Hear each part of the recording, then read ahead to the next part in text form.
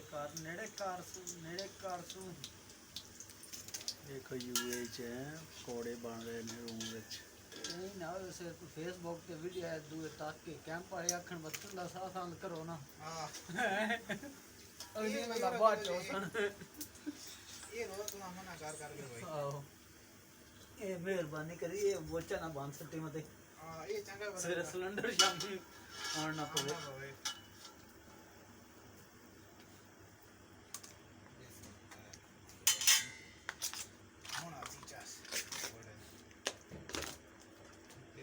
बंदे किस तरह पे पकौड़े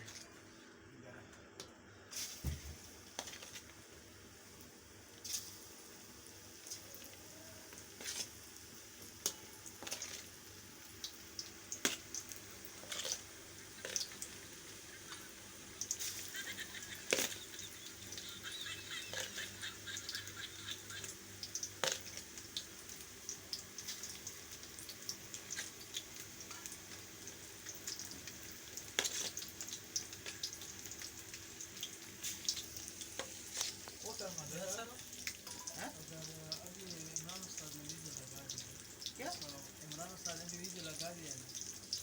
इमरान ने हां उसके साथ भी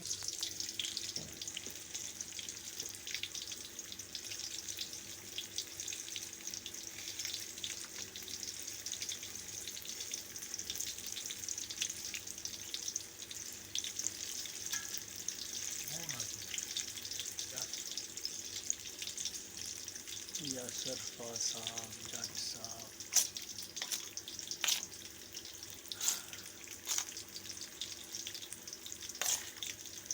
देखो ना मुश्किल मैं प्यारे अच्छी तरह पकौड़े बना रहे हैं इंशाल्लाह इंशाल्लाह ये यूएई की जिंदगी है सारी दिहाड़ी मेहनत करो शाम को आके खाना पकाओ जिंदगी इंजॉय करने वास्ते पकौड़े बनाओ सर्दियों इंजॉय कर रहे हैं सर्दी में आज मैं पता नहीं आज ना दे गुजारा कर कोई गल नहीं पकौड़े खाओ मज़े करो जिंदगी दे इंजॉय करो रब दे बंदे हो बहारा तो यह यार कितने लभने ने भाई आप इधर देखो थोड़ा जट यासर फवाद जट कहते जट्टाना तो राजपूतों की यारी जी बड़ी गूढ़ी होंगी है देखो कैसे इंजॉय हो रहे आ जाया ना मैदान में जाट आएगा मैदान में पकौड़े सही नहीं है नहीं अच्छा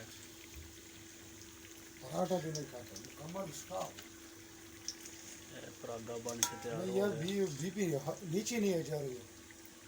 अच्छा चलो यार अल्लाह पाक पड़ी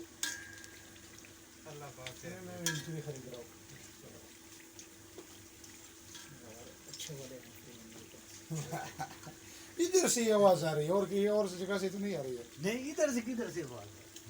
ऐसे नहीं बोलो ये चीज की बात पड़ी बैठे हैं इनको नहीं मालूम